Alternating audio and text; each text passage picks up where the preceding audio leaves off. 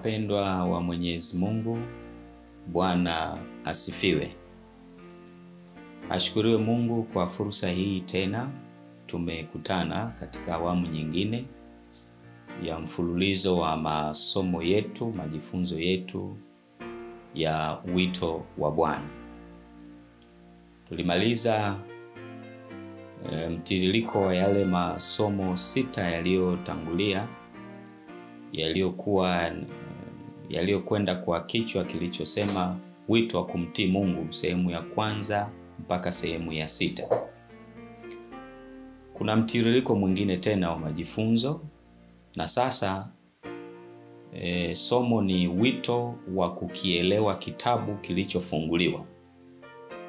Na hili ni somo la sehemu ya kwanza, na yatakuwa masomo 8. Kwa hiyo kuna sehemu hii ya kwanza, sehemu ya pili, sehemu ya 3, sehemu ya 4, sehemu ya 5, sehemu ya 6, sehemu ya 7 na sehemu ya 8. Wito wa kukielewa kitabu kilichofunguliwa, sehemu ya kwanza. Ninayekualika katika majifunzo haya ni mimi, mtumwa wa Mwenyezi Mungu, mchungaji Fulgence Mangosongo wa kanisa la Waadventista wa Sabato. Na kabla hatujaendelea na majifunzo haya, basi tualike uwepo wa Mungu tunapojikabidhi mikononi mwake kwa njia ya maombi. Na tuombe. Baba mwema mtakatifu, utukuzwe, umestahili heshima, utukufu na adhama. Kwa fursa hii ya kujifunza, tunakushukuru kwa upendo wako wa milele. Tunakubali sasa kuwa chini ya ukufunzi wa Roho Mtakatifu, na tunakubali huduma ya malaika zako watakatifu. Tujaze kwa Roho Mtakatifu, kwa jina la Yesu, amina. Wito wa kukielewa kitabu kilichofunguliwa, sehemu ya kwanza. Katika kitabu cha Shuhuda kwa Kanisa, gombo la 5, ukurasa wa 716, paragrafu ya 2. Shuhuda kwa Kanisa, gombo la 5, ukurasa wa 716, paragrafu ya 2. Roho ya unabii inasema: wakati ulimwengu wa Kiprotestanti kwa mtazamo wake unafanya makubaliano na Rumi, hebu tuamke na kuelewa hali na kuona mashindano yaliyo mbele yetu katika uhalisia wake. Hebu walinzi sasa wapaze sauti zao na kutoa ujumbe ambao ni ukweli wa wakati huu. Hebu tuwaoneshe watu wapi tumefika katika historia ya kinabii, na tutafute kuamsha roho ya uprotestanti wa kweli. Wakati ulimwengu wa Kiprotestanti kwa mtazamo wake unafanya makubaliano na Rumi, nabii anasema huo ndio wakati wa kuamka na kuelewa hali na kuona mashindano yaliyo mbele yetu katika uhalisia wake. Sasa swali ni hili: je, ulimwengu wa Kiprotestanti umekwisha fanya makubaliano na Rumi? Jibu ni ndio. Kwa sababu haiwezekani kule Marekani ikatangazwa ama ikapitishwa sheria ya Jumapili kama unabii unavyotuambia, mpaka kuwe na muungano huu kati ya Uprotestanti na Rumi. Na ishara zinatuonesha kwamba muungano huu umekwisha kufanyika. Rumi na ulimwengu wa Kiprotestanti vimeungana kuwa kitu kimoja. Na ndio maana hata sasa kule Marekani ilikuwa ni tarehe 7 mwezi wa 3 mwaka 2025, jimbo la kwanza linaloitwa Utah kule Marekani walipitisha sheria ya Jumapili. Na hii sio kwa bahati mbaya, kwa sababu sheria ya kwanza ya Jumapili duniani iliyoletwa na Mfalme Konstantini wa ile Rumi ya kipagani ilikuwa tarehe 7 mwezi wa 3 mwaka 321. Tarehe 7 mwezi wa 3 mwaka 2025, sheria ya Jumapili katika jimbo la kwanza kupitisha sheria ya Jumapili Marekani, jimbo la Utah, ilipitishwa. Na sio hivyo tu, makanisa haya ya Kiprotestanti yakiwa yameungana na Rumi walimtangaza rais wa Marekani Donald Trump kuwa ni Konstantini wa siku za mwisho, na wakampatia msalaba, ishara ya kwamba atashinda kama vile Konstantini alivyoona katika maono alama ya msalaba na akaambiwa kwa alama hii utashinda. Na ndio ikawa mwanzo wa kuongoka kwake, japo aliongoka nusu, na ndio mwanzo wa upagani kuingia katika kanisa la Kristo. Mianzo inarejelewa katika utawala wa mfalme Konstantini. Sasa Trump anapoitwa Konstantini wa siku za mwisho, wasomaji wa unabii tunaelewa nini kinachoendelea. Kwa hiyo tunachoweza kusema ni kwamba ulimwengu wa Kiprotestanti kwa mtazamo wake umekwisha kufanya makubaliano na Rumi, na ndio maana mchakato wa sheria ya Jumapili umeshika kasi, umepamba moto kule Marekani. Kwa mujibu wa Ufunuo sura ya 13, unabii huo unakwenda kutimia kwa haraka sana. Sasa nabii anasema tunapoyaona hayo yote tuamke na kuelewa hali na kuona mashindano yaliyo mbele yetu katika uhalisia wake.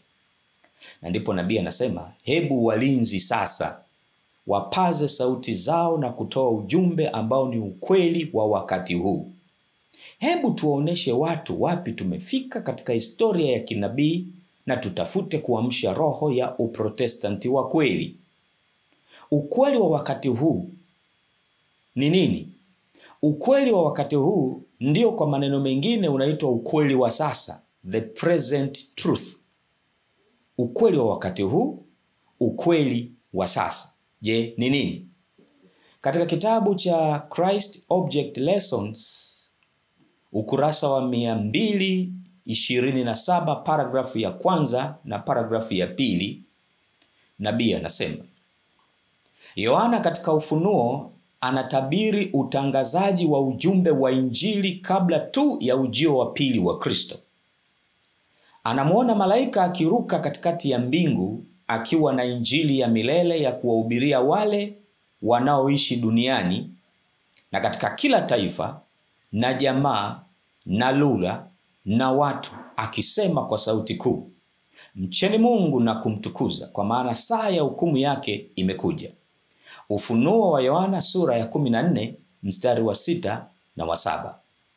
Katika kitabu hicho cha Christ Object Lessons, ukurasa wa 227, sasa ni paragrafu ya pili, nabii anasema katika unabii onyo hili la hukumu pamoja na jumbe zake zilizoshikamanishwa linafuatwa na kuja kwa mwana wa Adamu katika mawingu ya mbinguni. Tangazo la hukumu ni tangazo la ujio wa pili wa Kristo kuwa karibu, na tangazo hili linaitwa Injili ya milele. Kwa hivyo mahubiri ya ujio wa pili wa Kristo, tangazo la ukaribu wake, linaonyeshwa kuwa sehemu muhimu ya ujumbe wa Injili. Nini hapa nabii anachosema katika kitabu hiki cha Christ Object Lessons, kurasa wa 227, paragrafu ya kwanza na paragrafu ya pili? Ni kwamba ujumbe wa hukumu uliotolewa katika kitabu cha Ufunuo sura ya 14 mstari wa 6 na wa 7 ni ujumbe unaopaswa kutangulia ujio wa Yesu mara ya pili.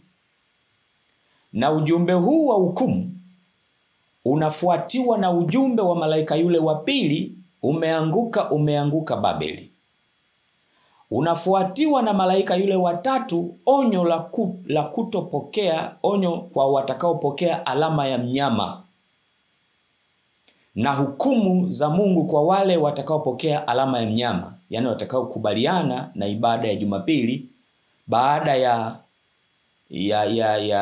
walimwengu kuwekwa wazi juu ya kusudi la Mungu, sabato yake ya kweli na sabato ya uongo ikawekwa wazi.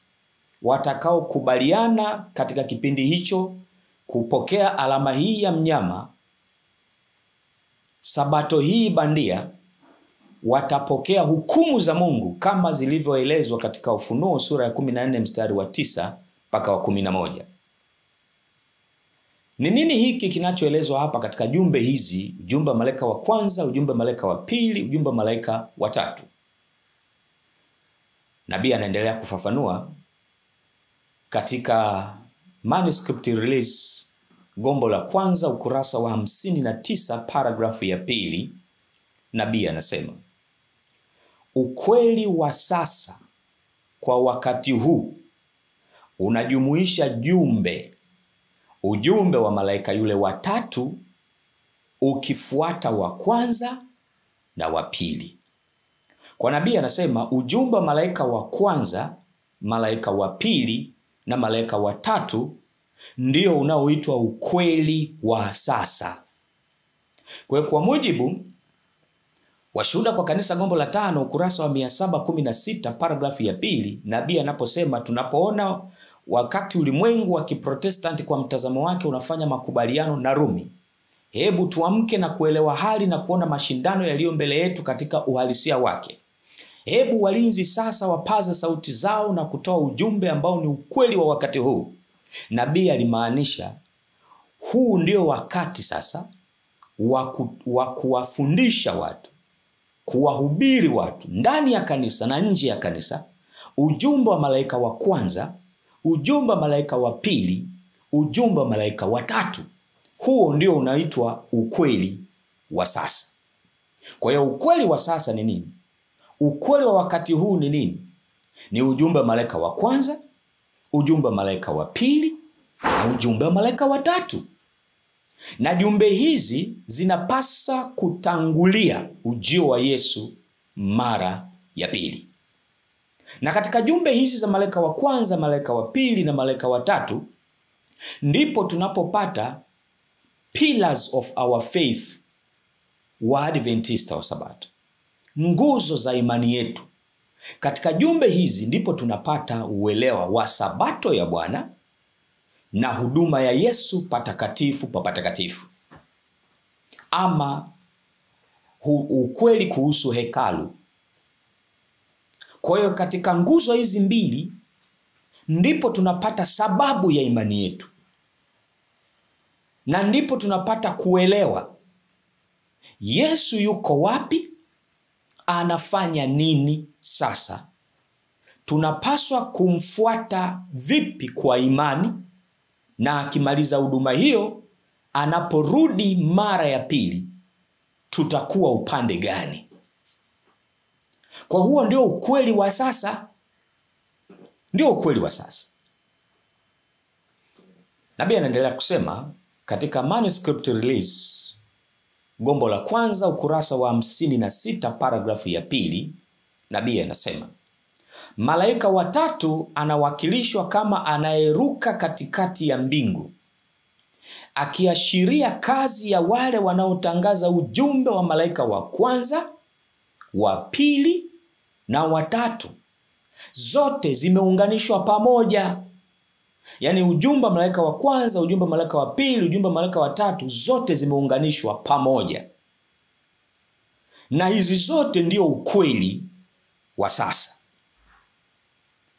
Ushahidi, nabii anaendelea kusema, ushahidi wa ukweli wa kudumu unaoishi kila wakati wa ujumbe huu mkuu, ambao unamaanisha mengi kwetu, ambao umeamsha upinzani mkali kutoka kwa ulimwengu wa kidini, haujatoweka.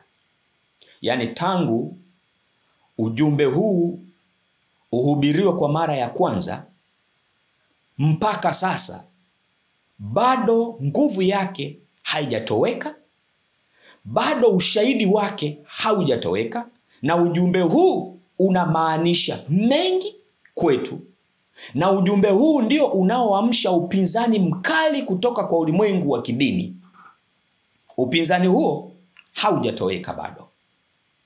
Na hapo ndipo ilipo vita. Kwa nini shetani ameshughulika na jumbe za malaika watatu? Kwa nini shetani hataki jumbe hizi? Hapo ndipo ilipo siri ya imani yetu. Hapo ndipo ilipo kusudi la uwepo wa kanisa la Waadventista wa Sabato. Hapo ndipo lilipo kusudi kwa nini Mungu aliunda mfumo wa kanisa la Waadventista wa Sabato. Ukweli wa sasa. Ukweli wa sasa.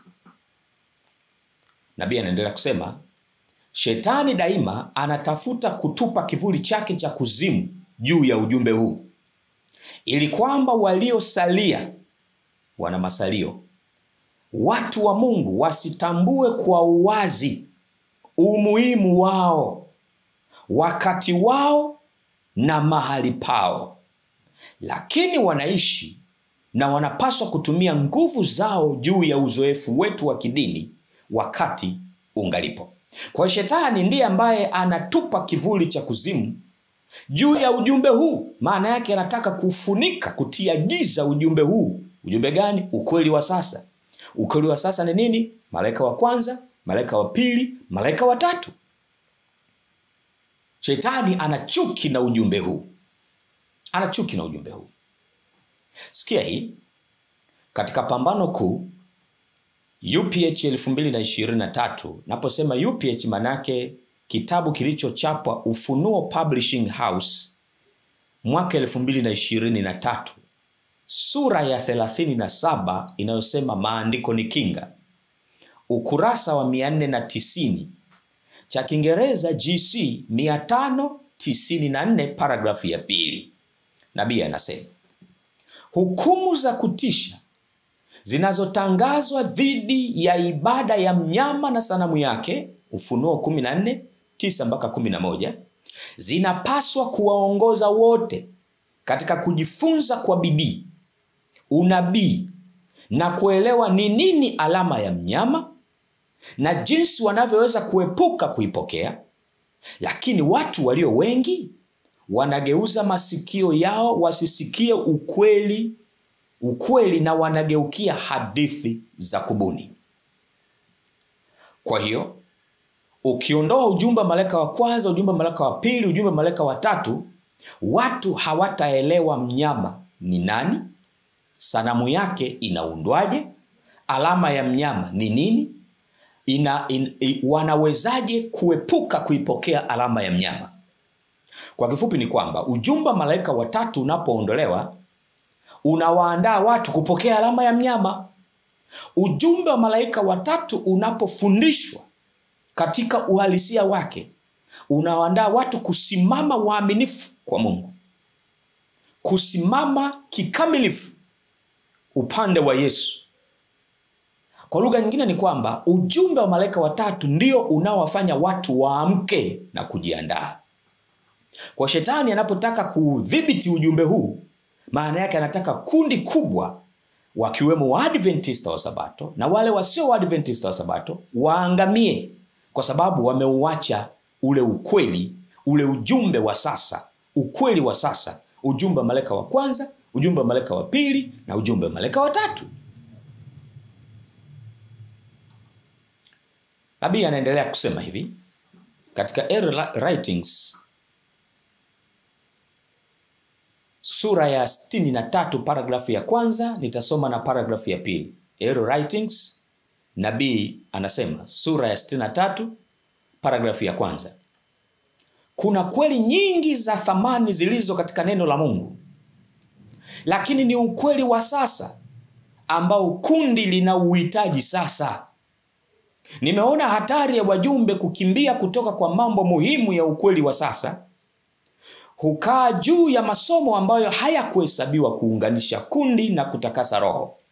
Shetani hapa atachukua kila faida iwezekanayo ili kudhuru jambo hilo.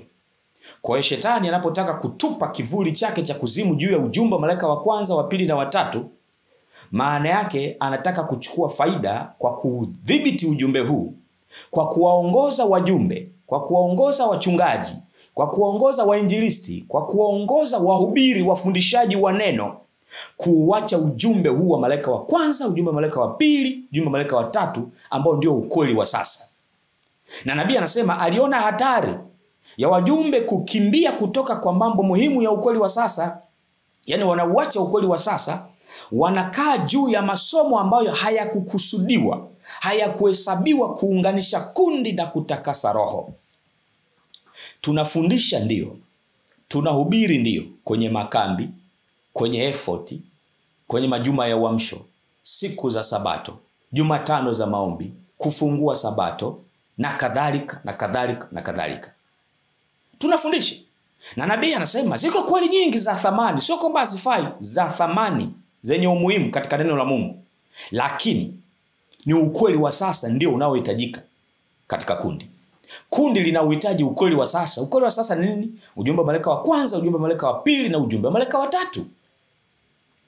Kwa hiyo kama tunauacha ujumbe huu, maana yake shetani amefanikiwa kutupa kivuli chake cha kuzimu juu ya ujumbe huu. Anapoona sisi wajumbe tukifundisha na kuhubiri mambo mengine sio ukweli wa sasa, shetani anafurahi, maana anachukua faida. Lakini tunapotaka kuhubiri ukweli huu, vita inaibuka.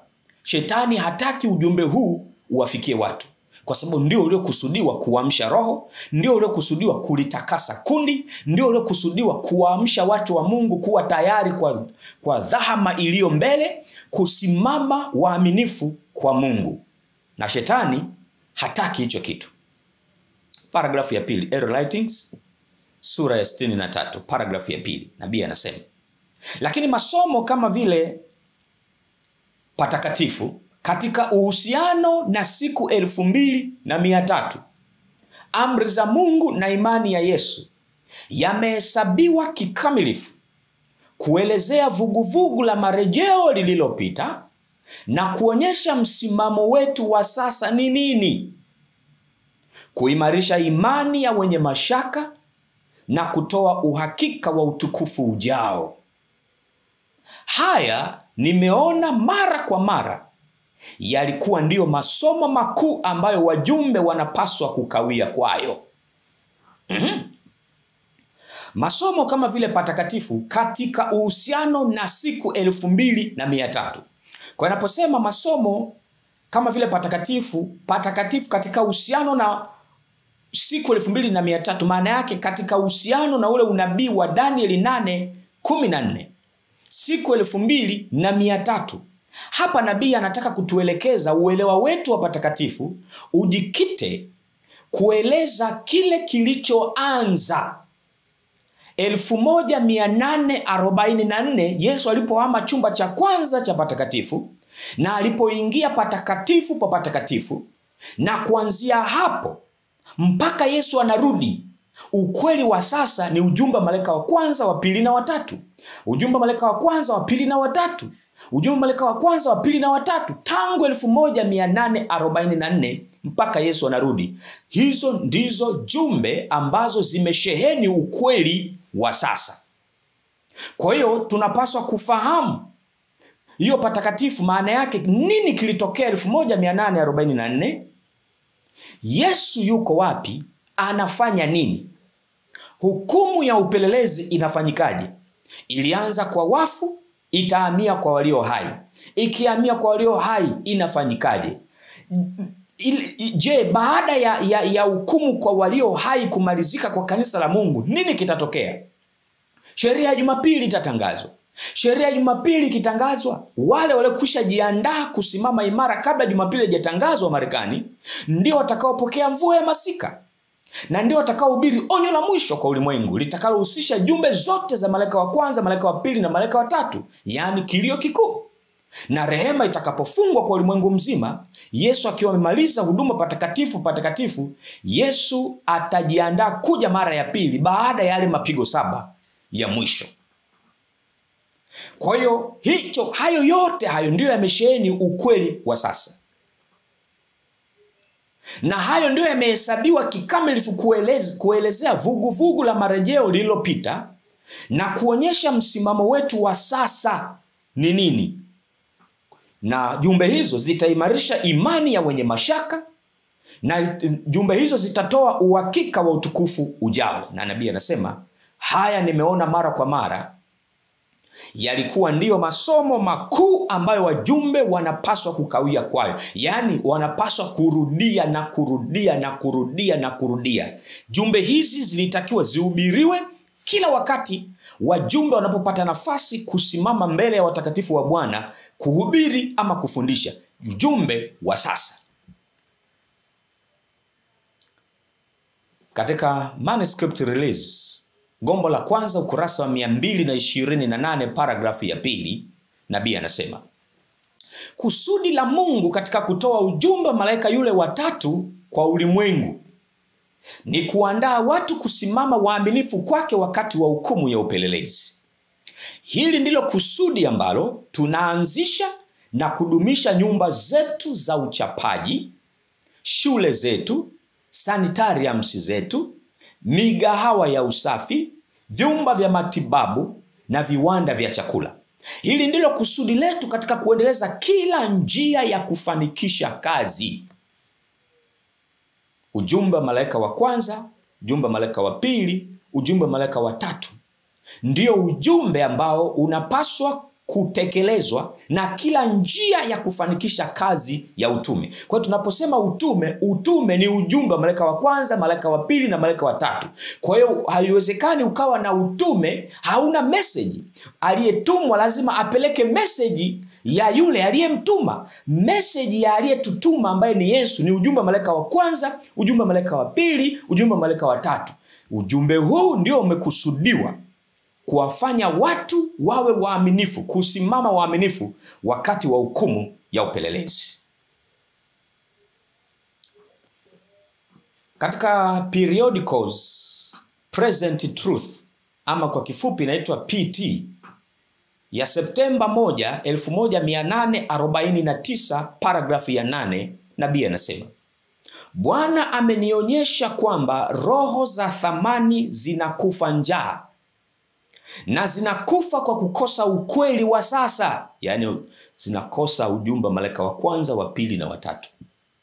Ukweli wa kutiwa muhuri, ujumbe wa malaika wa kwanza, malaika wa pili na malaika wa tatu ni ukweli wa kutiwa muhuri, the sealing truth, ukweli wa kutiwa muhuri. Chakula kwa wakati unaofaa, ujumbe wa malaika wa kwanza, wa pili na wa tatu ndicho chakula, ndio balanced diet ya kiroho tulioandaliwa na Mungu. Ndicho chakula ambacho kanisa la Mungu wanapaswa kulishwa.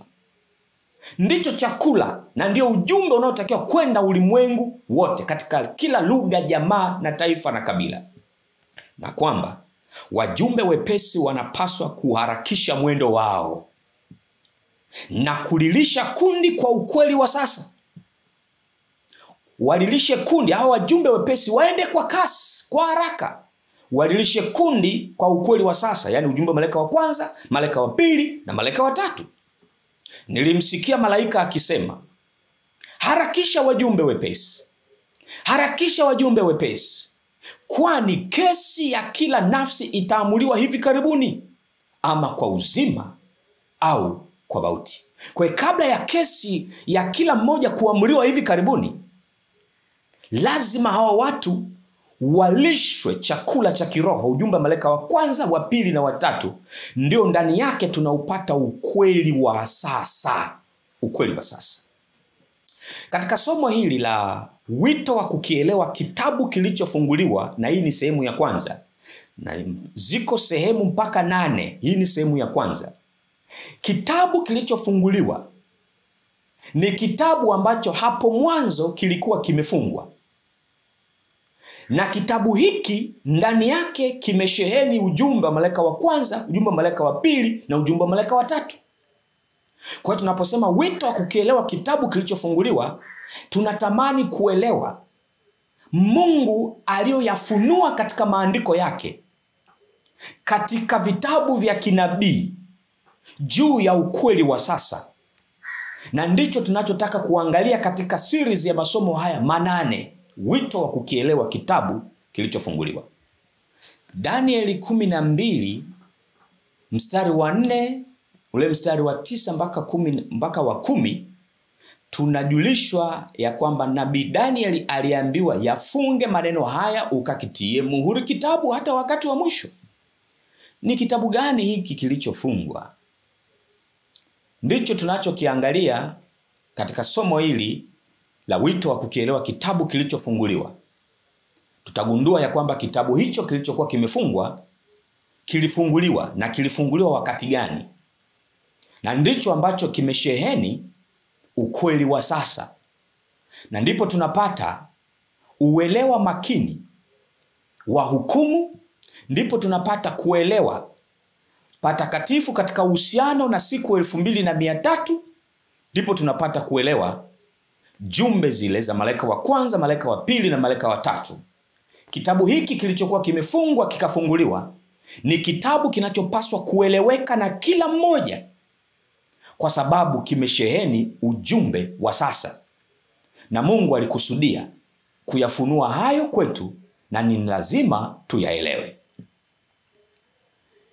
Nabii anasema hivi katika kitabu cha Testimonies to Ministers and Gospel Workers, ukurasa wa 115 paragrafu ya 3.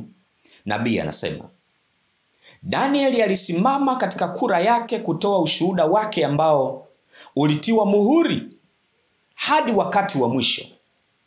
Wakati ujumbe wa malaika wa kwanza unapaswa kutangazwa kwa ulimwengu wetu. Mambo haya yana umuhimu usio na kikomo katika siku hizi za mwisho. Lakini wakati wengi watajitakasa na kufanywa weupe na kusahihishwa, waovu watatenda mabaya, wala hapana hata mmoja wa waovu atakayeelewa. Hili ni kweli jinsi gani dhambi ni uvunjaji wa sheria ya Mungu, na wale ambao hawatakubali nuru kuhusiana na sheria ya Mungu hawataelewa tangazo la jumbe za malaika wa kwanza, wa pili na wa tatu.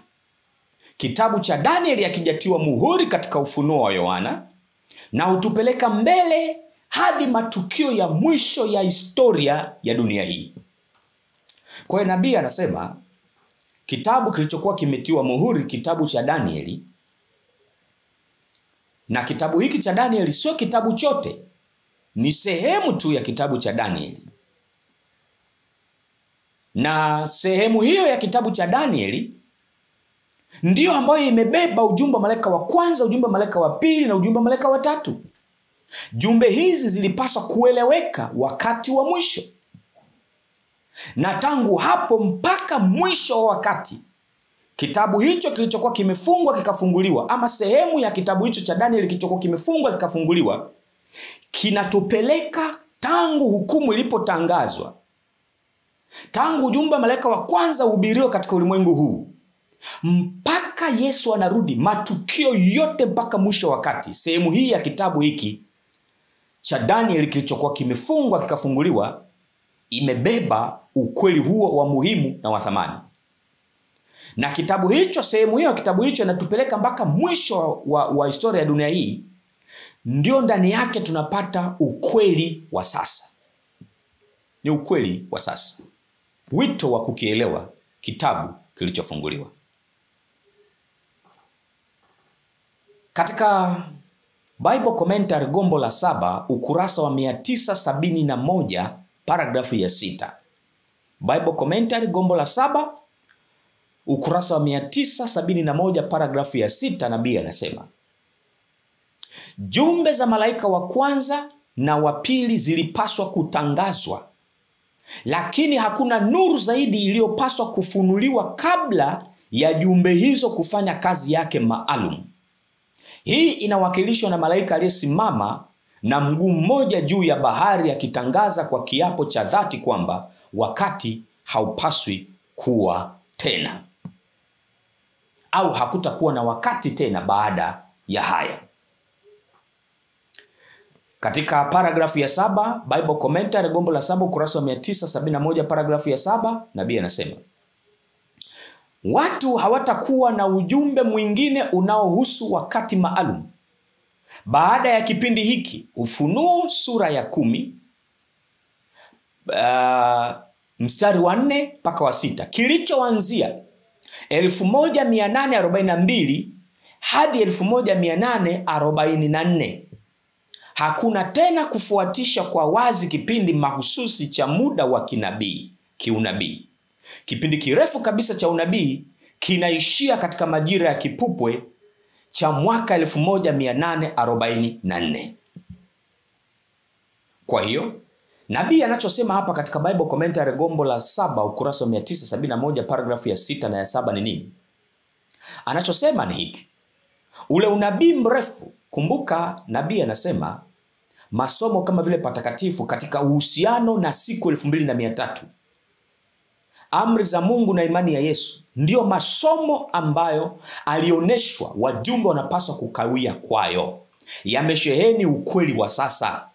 Sasa nabii anachokisema hapa, ule unabii wa siku 2300 ulikoma katika majira ya kipupwe cha mwaka 1844 ukatimia. Na katika kipindi hiki, kabla ya kutimia kwa unabii huu, ilitakiwa utangulie ujumbe wa malaika wa kwanza na ujumbe wa malaika wa pili, ambapo jumbe hizi za malaika wa kwanza na ujumbe wa malaika wa pili zilihubiriwa zilianza kuhubiriwa kipindi cha mwaka 1842 mpaka 1844. Kwa jumbe za malaika wa kwanza, tangazo la hukumu lilitolewa wakati ule wa vuguvugu la William Miller mwaka 1842 hadi 1844. Kwa hiyo kuanzia 1844 mpaka Yesu anarudi ni ujumbe wa malaika watatu, lakini ujumbe wa malaika watatu hauwezi ukahubiriwa peke yake, umeshikamanishwa ni kitu kimoja na ujumbe wa malaika wa pili na wa kwanza. Kwa hiyo kwa lugha nyingine ni kwamba tangu 1844 mpaka Yesu anarudi, jumbe zinazotakiwa kuhubiriwa na ndizo ambazo ni ukweli wa sasa ni ujumbe wa malaika wa kwanza, malaika wa pili na malaika wa tatu. Jumbe hizi zimekusudiwa kuamsha watu, kuamsha roho, kuwafanya watu kusimama waaminifu wakati wa hukumu ya upelelezi. Ndizo zinazowafanya watu waelewe mnyama ni nani, alama ya mnyama ni nini, sanamu yake inaundwaje, wanawezaje kuepuka kuipokea alama ya mnyama. Jumbe hizi. Na kwa mujibu wa nukuu hizi, gombo la 7 la Bible Commentary ukurasa 971 paragrafu ya 6 na paragrafu ya 7, nabii hapa anaturejesha kwa sehemu ile iliyokuwa imefungwa ikafunguliwa ya kitabu cha Danieli. Na ndio maana tunapaswa kukielewa kitabu hiki kilichofunguliwa kimebeba ujumbe gani ndani yake. Pambano Kuu, Ufunuo Publishing House, toleo la 2023, sura ya 20, mwamko mkuu wa kidini, ukurasa wa 294 295, nabii anasema, lakini sehemu ile ya unabii wake unaohusiana na siku za mwisho, Danieli aliagizwa kuufunga na kuutia muhuri hata wakati wa mwisho. Lakini tangu mwaka 1798 kitabu cha Danieli kilifunguliwa. Maarifa ya unabii yameongezeka na wengi wamehubiri ujumbe mkuu wa ukaribu wa hukumu. Kwa nabii anatuambia sehemu ya kitabu cha Danieli kilichokuwa kimefungwa kilifunguliwa mwaka 1798. Ndiyo mianzo ya siku za mwisho. Na ndio maana baada ya hapo Mungu anamuinua William Miller katika vuguvugu lile la marejeo ya Yesu. Watu hawa Mungu aliwaongoza kuhubiri ujumbe wa malaika wa kwanza, ujumbe wa malaika wa pili, kati ya mwaka 1842 mpaka 1844. Jumbe hizi zilipaswa kutangulia hukumu iliyoanza Oktoba 22, 1844. Yesu alipohama chumba cha patakatifu kuingia chumba cha pili cha patakatifu pa patakatifu, na ndio mwanzo wa hukumu ya upelelezi. Kwa hiyo sehemu hii iliyokuwa imefungwa ilifunguliwa tangu 1798. Kwa hiyo sasa hatuna kitabu kilichofungwa, hatuna sehemu iliyofungwa katika kitabu cha Danieli. Kitabu hicho hakijafungwa, maana kilifunguliwa tangu 1798. Mwamko mkuu wa kidini, ukurasa wa 298, Pambano Kuu, Ufunuo Publishing House, toleo la 2023. Hii ni sura ya 20. Nabii anasema, Na katika kitabu hicho hicho cha Danieli ambacho kinasema kuwa maneno yake yalifungwa mpaka wakati wa mwisho, ambapo ufungwaji wa maneno yake ulikuwa kwa wakati wa Danieli, na kuwa wengi wataenda huko na huko usemi wa lugha ya Kiebrania kwa ajili ya kuchunguza na kufikiri juu ya wakati, na maarifa kuhusu wakati yataongezeka. Danieli 12:4. Kwa hapa nabii anachokisema, maneno yaliyofungwa kwenye kitabu cha Danieli yalifungwa wakati wa Danieli, lakini tangu mwaka 1798 maneno yale yalikuwa yamefunguliwa. Na ndio maana kukaibuka shauku kubwa ya watu kuuliza Yesu anarudi lini. Na ndio maana watu wakaanza kujifunza unabii mrefu wa siku 2300. Katika kitabu cha Matendo ya Mitume, yani Acts of Apostles, ukurasa wa 585 paragrafu ya kwanza, nabii anasema, katika Ufunuo vitabu vyote vya Biblia vinakutana na kumalizika. Huu hapa ni utimilifu wa kitabu cha Danieli. Kimoja ni unabii na kingine ni ufunuo. Kitabu kilichotiwa muhuri si ufunuo, bali ni sehemu hiyo ya unabii wa Danieli unaohusiana na siku za mwisho. Kwa hiyo sio kitabu chote cha Danieli kilichokuwa kimetiwa muhuri, na sio kitabu cha ufunuo kilichokuwa kimetiwa muhuri. Kilichokuwa kimetiwa muhuri ni sehemu ya kitabu cha Danieli. Sehemu ya kitabu cha Danieli. Na hata hivyo, sehemu hiyo iliyokuwa imetiwa muhuri ilifunguliwa tangu mwaka 1798. Kwa hiyo katika Biblia hatuna kitabu chochote kilichofungwa kwa sasa. Na hakuna kitabu ambacho Mungu hajakusudia kieleweke. Somo hili ni wito wa kukielewa kitabu kilichofunguliwa, yani sehemu ya kitabu cha Danieli iliyokuwa imefungwa na sasa imefunguliwa.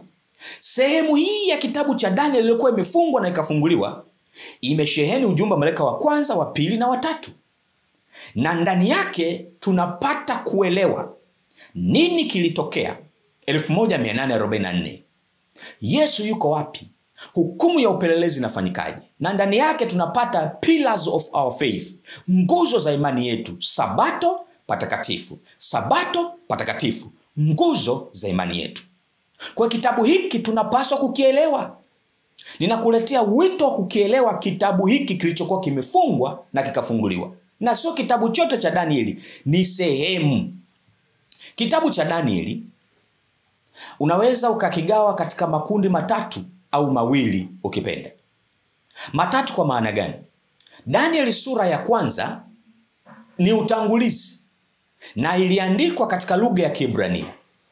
Danieli kuanzia sura ya pili hasa mstari wa 4 kipengele B mpaka Danieli sura ya 7 ni sehemu ya pili iliyoandikwa katika lugha ya Kiaramaiki.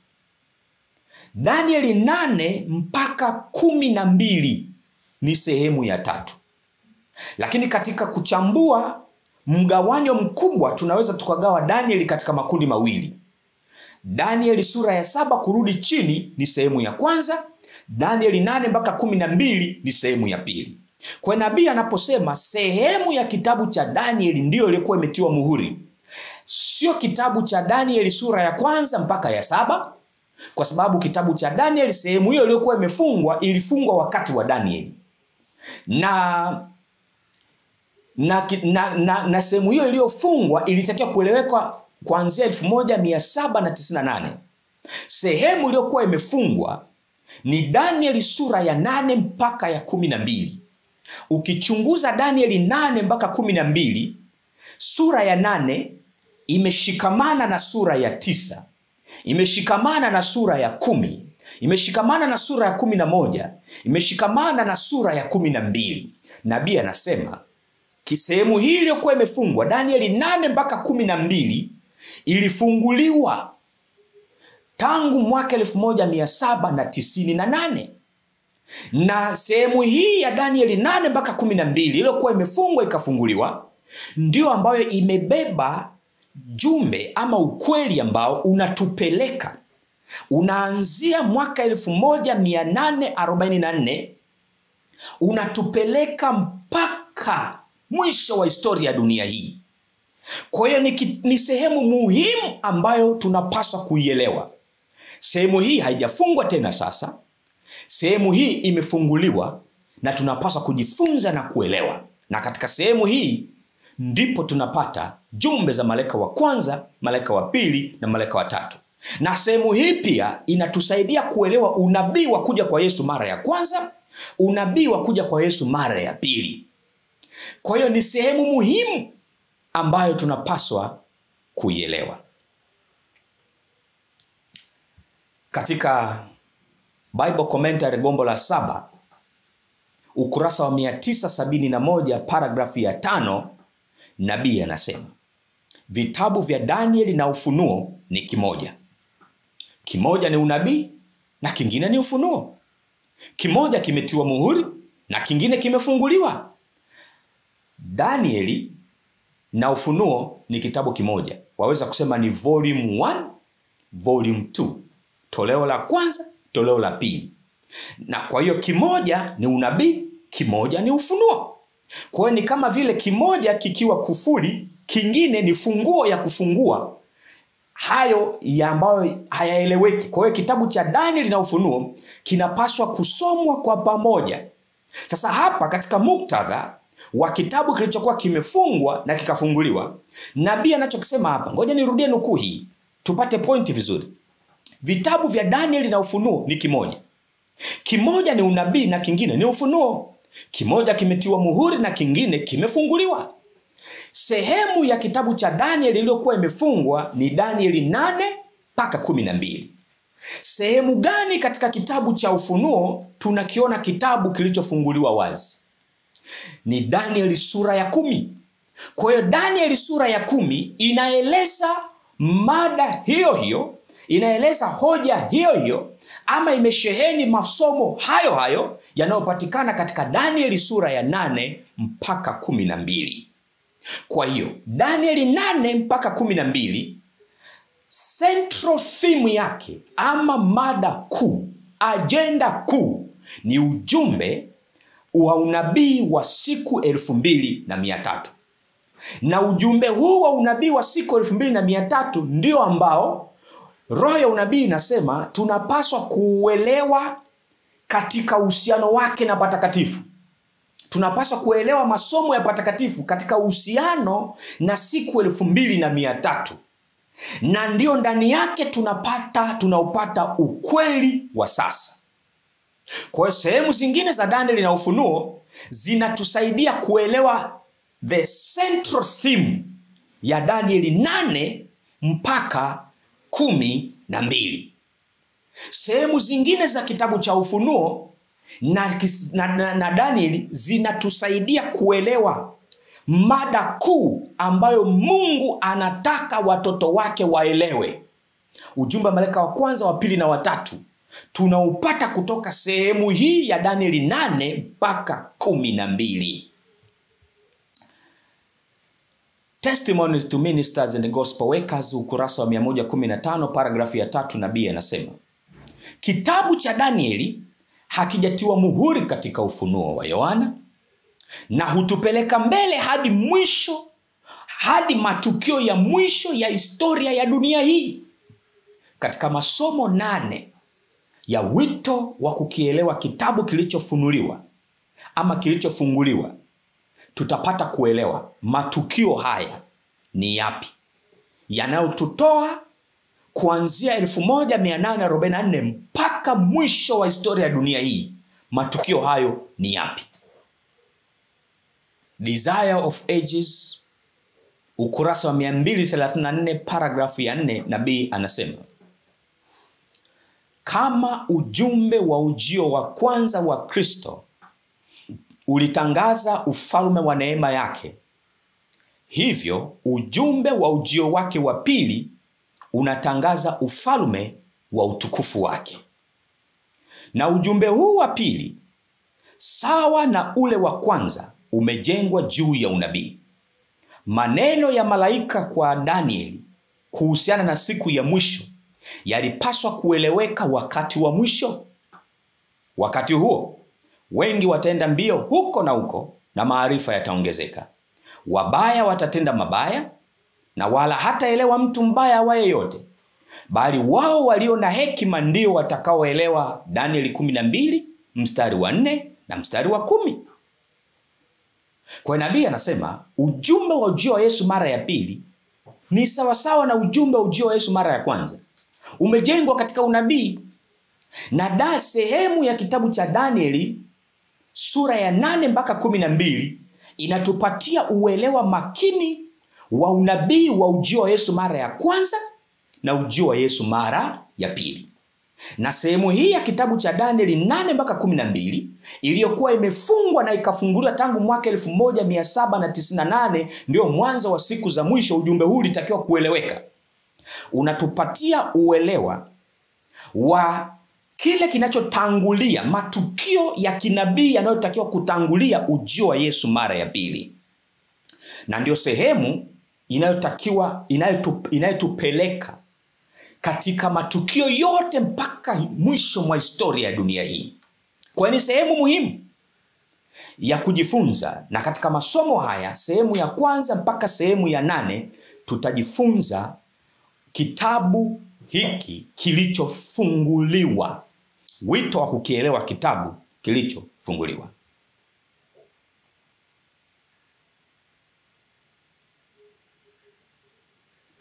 Katika Shuhuda kwa Kanisa gombo la 5 ukurasa wa 252 imenukuliwa katika kitabu cha matukio ya siku za mwisho UPH 2015 ukurasa wa 170. Nabii anasema uwezo ule uliowatingisha na kuwaamsha watu kwa nguvu kubwa kiasi hicho katika harakati ya mwaka 1844 utadhihirishwa tena.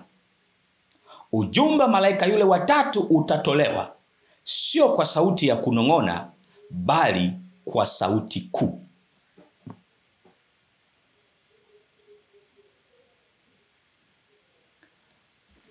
Katika kitabu hiki cha Pambano Kuu, hiki ni toleo la 2023, UPH 2023. Ni sura ya 38. Sura ya 38 inayosema onyo la mwisho. Sura ya 38 inayosema onyo la mwisho. Nabii ameanza kwa kunukuu Ufunuo wa Yohana sura ya 18 mstari wa 1, mstari wa 2 na mstari wa 4. Ufunuo sura ya 18 ndio inayohusu ujumbe wa mwisho kwa ulimwengu. Ndio tunaweza kuita kilio kikuu. Wakati malaika huyu wa Ufunuo 18 waweza kumuita malaika wa 4 anapoungana na malaika watatu, wakati ujumbe malaika wa kwanza, wa pili na watatu utakapotolewa kwa ulimwengu bila kuficha wala kupepesa macho, ukweli ukianikwa wazi, na mambo mengine mengi yanayotendwa na kanisa la Rumi yote yatakapoanikwa wazi, ndicho kipindi ambacho vuguvugu litawatikisa watu kama lilivyotikisa wakati ule wa kina William Miller katika vuguvugu la 1844. Vuguvugu lile litarudiwa tena. Katika kitabu cha Ufunuo sura ya 10, kumbuka Ufunuo sura ya 10 imebeba ujumbe uliopo katika sehemu iliyokuwa imefungwa ikafunguliwa tangu 1798 ya Danieli 8 mpaka 12. Katika Ufunuo sura ya 10 mstari ule wa 11 tunapata kuelewa maandiko yanavyotuambia imekupasa kutoa unabii tena. Kwa hiyo katika lile vuguvugu la William Miller haikuwa ujio wa Yesu mara ya pili, ila ilikuwa ni ujumbe malaika wa kwanza na wa pili uliopaswa kutangulia hukumu. Ilikuwa ni tangazo la hukumu, na ndicho kipindi ambacho Yesu alihama kutoka chumba cha kwanza kuingia chumba cha pili cha patakatifu pa patakatifu. Kwa hiyo kabla Yesu hajarudi mara ya pili, vuguvugu lile la kuandaa watu kwa marejeo ya Yesu mara ya pili litapaswa kurudiwa, na litarudiwa wakati wa kilio kikuu, kipindi ambacho kanisa la Mungu tumejazwa mvua ya masika. Wale ambao hatakuwa hawajajiandaa kabla ya sherehe ya Jumapili kutangazwa Marekani wataachwa nje na watapokea alama ya mnyama. Na ndicho kipindi ambacho kazi itashikwa na Mungu mwenyewe, haitasimamiwa na mfumo wa kanisa ambao umeshindwa kutekeleza kusudi la kuhubiria ulimwengu ujumbe wa malaika wa kwanza, wa pili na watatu. Ndicho kipindi ambacho Mungu atauacha mfumo, hata utumia mfumo, atashika kazi katika mikono yake mwenyewe, atashika hatamu ya kazi yake mwenyewe. Kwa hiyo vuguvugu lile litarudia tena. Kwa hiyo kitabu cha Daniel sura ya 8 mpaka 12 inatupatia picha pana zaidi. Ukijumuisha na uelewa katika Ufunuo sura ya 10, tunapata kuelewa kile ambacho, ama yale matukio ya kinabii tangu 1844 mpaka mwisho mwa historia ya ulimwengu huu. Sasa katika sura ya 38, onyo la mwisho ya kitabu, katika kitabu cha Pambano Kuu, nabii anasema hivi: andiko hili, yani Ufunuo sura ya 18 mstari wa kwanza, wa pili na wa 4, kama nabii alivyonukuu. Andiko hili ni paragrafu ya pili ninaisoma. Andiko hili linaelekeza mbele kwa wakati ambapo tangazo la anguko la Babeli kama lilivyotolewa na malaika wa pili wa Ufunuo 14 aya ya 8 litarudiwa, likiwa na nyongeza ya orodha ya matendo ya kifisadi ambayo yamekuwa yakiingia katika mashirika mbalimbali yanayounda Babeli. Kwa kuwa ujumbe huo ulitolewa kwanza wakati wa kiangazi cha mwaka 1844, hali ya kutisha ya ulimwengu wa kidini imeelezwa hapa. Kwa kila tukio la kukataa ukweli, akili za watu zinaingizwa na giza zaidi, mioyo yao inazidi kuwa migumu zaidi, mpaka wananaswa katika ugumu wa ukafiri. Kwa kupuuza maonyo ambayo Mungu ameyatoa, wataendelea kukanyaga moja ya kanuni za amri 10 mpaka wanawatesa wale wanaoitakasa. Hicho ndicho ambacho kitarudiwa. Kwa hiyo katika kitabu cha Ufunuo sura ile ya 10, kitabu cha Ufunuo sura ya 10 mstari wa 11, tunaposoma maelezo haya ya kinabii Danieli, Ufunuo wa Yohana sura ya 10 mstari wa 11, imeandikwa hivi: wakaniambia, imekupasa kutoa unabii tena juu ya watu na taifa na lugha na wafalme. Kwa hiyo ujumbe wa malaika wa kwanza, ujumbe wa malaika wa pili, ujumbe wa malaika wa tatu haukukoma. Ni ujumbe wa sasa, ni ukweli wa sasa unaotakiwa kutolewa kwenda kwa ulimwengu. Ndicho chakula cha sasa kilichokusudiwa kuandaa watu kusimama uaminifu kwa Mungu wakati wa hukumu ya upelelezi. Kwa hiyo kutoa unabii tena, maana yake unabii huo uliwahi kutolewa. Kwa hiyo utarudiwa tena katika usahihi wake. Kwa hiyo kitabu cha Danieli kilichokuwa kimefungwa, Danieli 8 mpaka 12, ambayo ndio sehemu ya Danieli iliyokuwa imefungwa, ilifunguliwa tangu mwaka 1798. Na mwaka 1842 mpaka 44, ujumbe wa malaika wa kwanza, ujumbe wa malaika wa pili ulihubiriwa. Na ujumbe wa malaika wa pili ulihubiriwa katika kipindi cha kiangazi cha mwaka 1844. Yesu alipoanza huduma patakatifu patakatifu katika kile chumba cha pili mwaka 1844, tarehe 22 Oktoba, ndio ilikuwa mwanzo wa hukumu ya upelelezi. Kwa hiyo sehemu hii ya kitabu cha Danieli inatutoa hapo, inatupeleka mpaka matukio ya mwisho ya kufungwa kwa historia ya dunia hii. Na ndio sasa sehemu hii inatupatia uelewa tunapoiunganisha na Ufunuo sura ya 10. Ufunuo ni kitabu kilichofunguliwa, na Danieli sehemu ya pili, sehemu ile ya Danieli 8 mpaka 12 kilichokuwa kimefungwa kikafunguliwa kwa pamoja, inatupatia uelewa wa mambo ya msingi ya usuyo imani yetu. Vinatupatia uelewa sababu ya imani yetu. Tunazipata nguzo za imani yetu: Sabato patakatifu, Sabato patakatifu. Na nguzo hizi za imani ndio imani waliokabidhiwa watakatifu mara moja tu. Tangu Adam alikabidhiwa Sabato. Alipoanguka dhambini, kafara ya mnyama wa kwanza ilipotolewa, tangazo la ukombozi lilitolewa.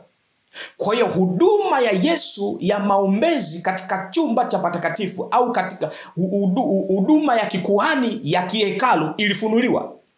Kwa hiyo tunaanza kuona mtu wa kwanza kukabidhiwa nguzo hizi za imani, Sabato na patakatifu. Sabato na patakatifu ni Adamu, mzazi wetu wa kwanza. Wana wa Israeli walipokuwa utumwani Misri walipoteza hizi nguzo.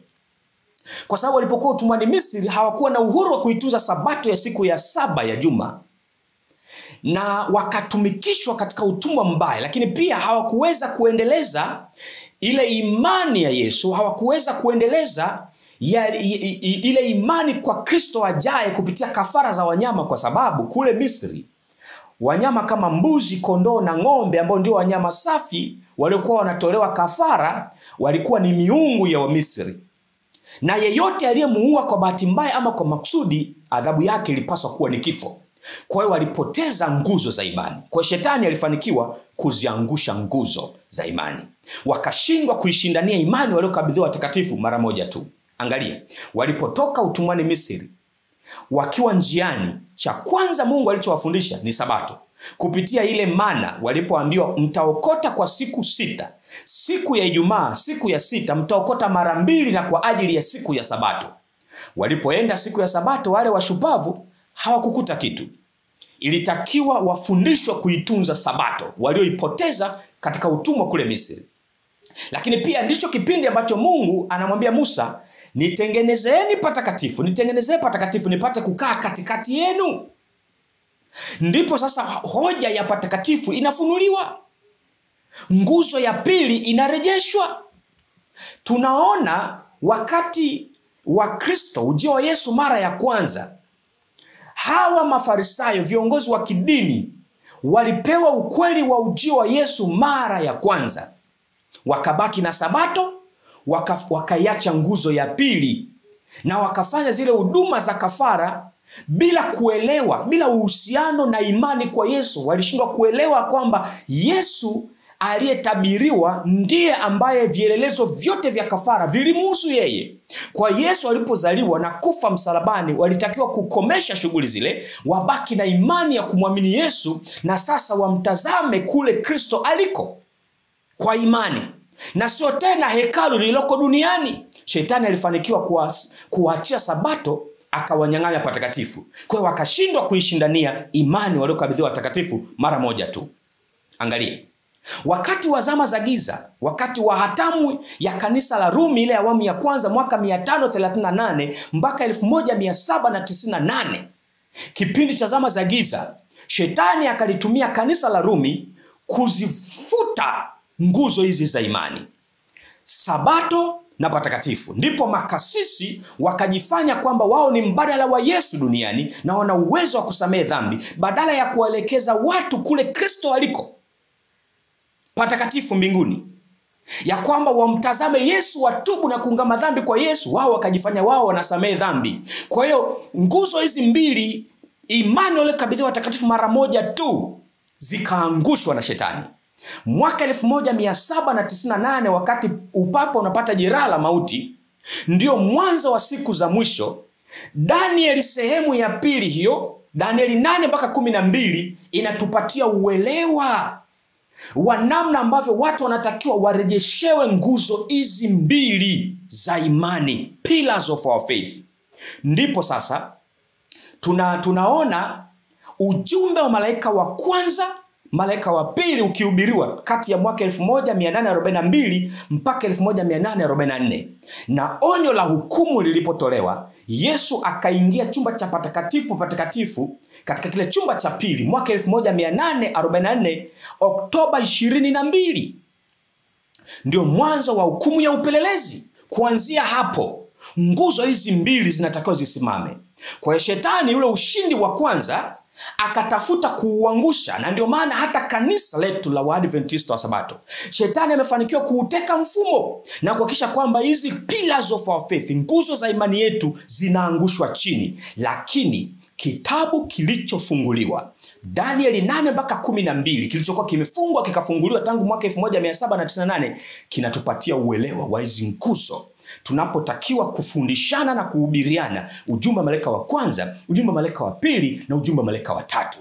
Na katika sehemu hii ya kitabu cha Danieli inatupa uelewa tangu 1844 mpaka Yesu anakuja mara ya pili, matukio gani ya kinabii tunapaswa kuyaelewa. Kwa ni sehemu muhimu katika unabii wa Biblia, tunapaswa kuielewa. Kwa hiyo ninakutolea wito wa kukielewa kitabu kilichofunguliwa. Na kitabu hiki kilichofunguliwa, Danieli 8 mpaka 12, ndicho tunachokichambua katika masomo haya. Hili ni sehemu ya kwanza, kutakuwa na sehemu ya pili mpaka sehemu ya 8. Ninaamini utabarikiwa na masomo haya. Na ili uweze kuelewa ujumbe huu vizuri, fuatilia ujumbe sehemu hii ya kwanza, sehemu ya pili, sehemu ya tatu, sehemu ya 4, sehemu ya 5, sehemu ya 6, sehemu ya 7 na sehemu ya 8. Maana jumbe hizi zimeshikamana pamoja, na itakusaidia kuelewa kile ambacho Mungu alikusudia ukielewe.